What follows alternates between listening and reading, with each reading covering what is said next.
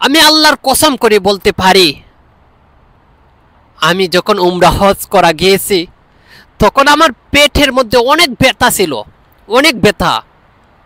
যখন সহ্য করতে পারি না তখন চলে গেলাম আবু জাহেলের হাম্মামে। আসসালামু আলাইকুম ওয়া রাহমাতুল্লাহি ওয়া বারাকাতুহু। প্রিয় বন্ধুগণ, আপনারা কেমন আছেন? আশা করি সবাই ভালো আছেন।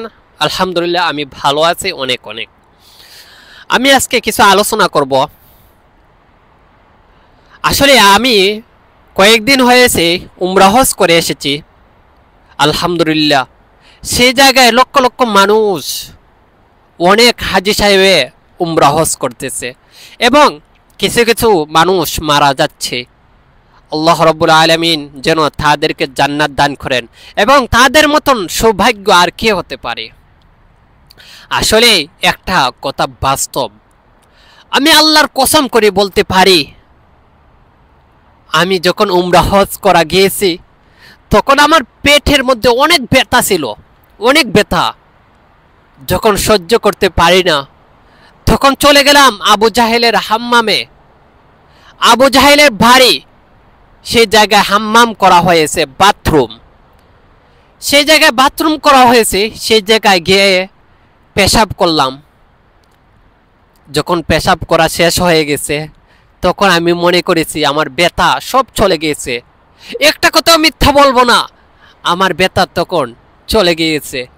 জানি না আল্লাহ রাব্বুল আলামিন আমাকে সেই ব্যথা দূর করে দিয়েছেন। আমি দোয়া করি সবার জন্য, মক্কা মদিনায় যেন সবাই যেতে পারে। সেই জায়গায় যদি যান, আল্লাহ রাব্বুল আলামিন তোমার সমস্ত গুনাহ মাফ করে দিবেন। যা চাবেন তাই আল্লাহ রাব্বুল আলামিন দিবেন। মন ভরে চাবেন, আল্লাহর দরবারে সব চাবেন, অবশ্যই আল্লাহ রাব্বুল আলামিন তোমাকে সব কিছু দিবেন। একটা কথা মনে রাখবেন, আমার উস্তাদ, আমার প্রিয় হুজুর আমাকে বলেছিলেন, কেউ যদি মক্কা মদিনায় যাও, কাবা শরীফের সামনে যে কোনো একটা দোয়া আল্লাহ রাব্বুল আলামিন অবশ্যই কবুল করবেন।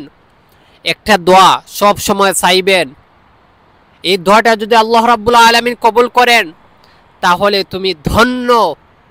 তখনই আমি নিয়ত করেছি, হে আল্লাহ, আমি যখন কাবা শরীফের সামনে যাব তখন আমি সেই দোয়াটা করব।